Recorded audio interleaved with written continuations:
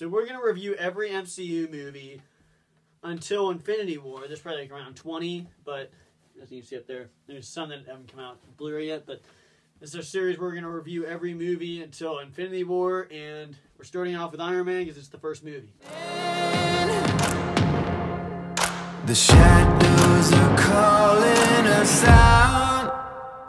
We are heroes, heroes in the darkest time, when there is no light. Oh, we are heroes, heroes in the darkest times. So as far as, we like Chris Stuckman, we grew up with this movie. No, he didn't grow up with it.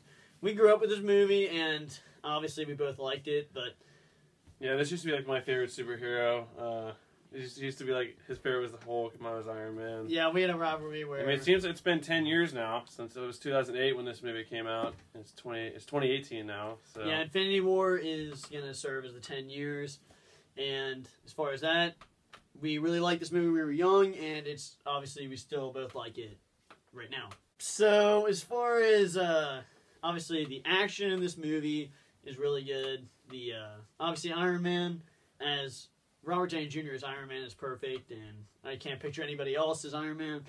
But definitely, the character portrayal is one of the best. It's either him or Hugh. Is it Hugh Jackman who played Wolverine? Yeah, those two are probably some of the best, I guess, actor to character portrayals done. The CGI definitely holds up. Same with the action. Just the entire movie itself, it just seems like, even though it was made in 2008, you could still watch it today and really have no complaints with what's going on.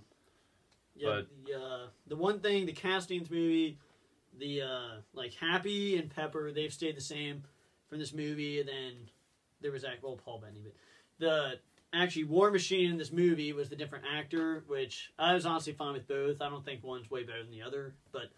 And then, why don't we talk about the villain?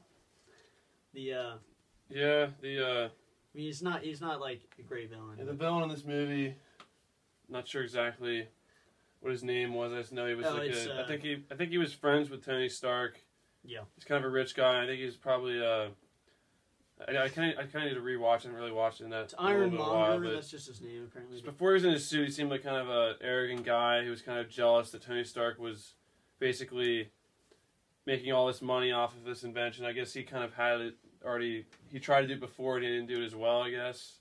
Yeah, well, the bad guy, I don't want to say it's a bad villain, because the villain, you're supposed to hate the villain, and I really, really hated this guy in the movie, because you're supposed to. He's really frustrating. Since if you're supposed to hate the villain, you really hate him, then I think he's a good villain.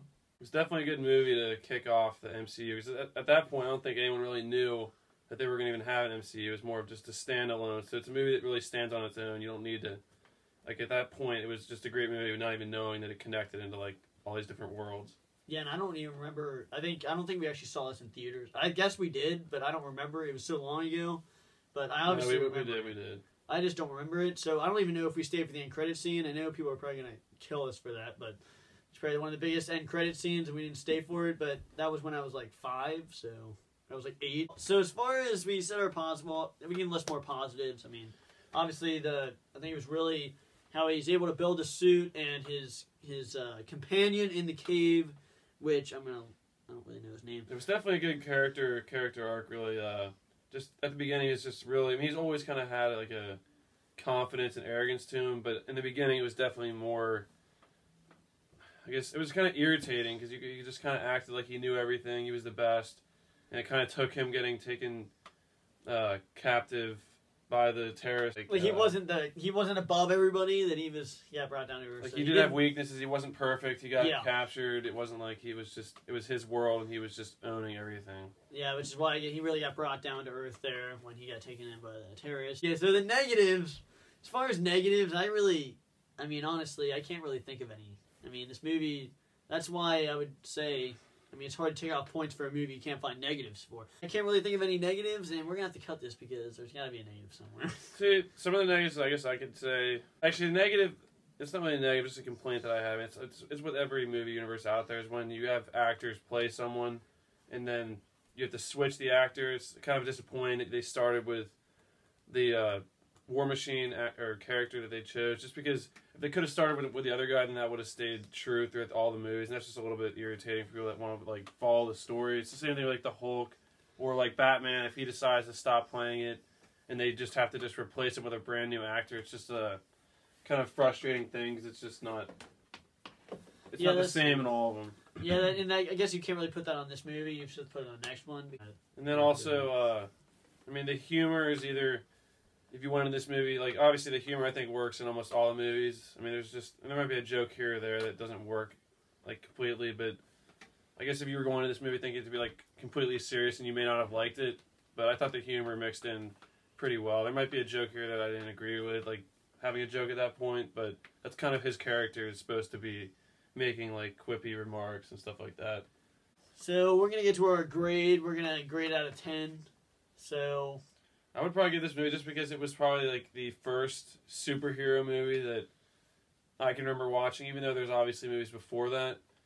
Just for like what it was before, like this whole like this basically started all of these movie universes you see now. It kicked everything off. So just to give that or like give that credit, and also just there really were no negatives. Like thinking back to it, I mean everything really worked. The villain, I guess you could say, might have been a little bit weak, but to me, I thought it was fine. I'd probably have to give this a 10 out of 10 just because it was the first one, and it's the reason why superhero movies are where they are today. So I definitely give it a 10 out of 10. Yeah, I think I'd agree and give it a 10 out of 10 just because I was trying to find the negatives earlier and I couldn't find any. It's like I really couldn't find any negatives, and since I can't find any negatives, you can't take points off, and that's why I also have to give it a 10 out of 10.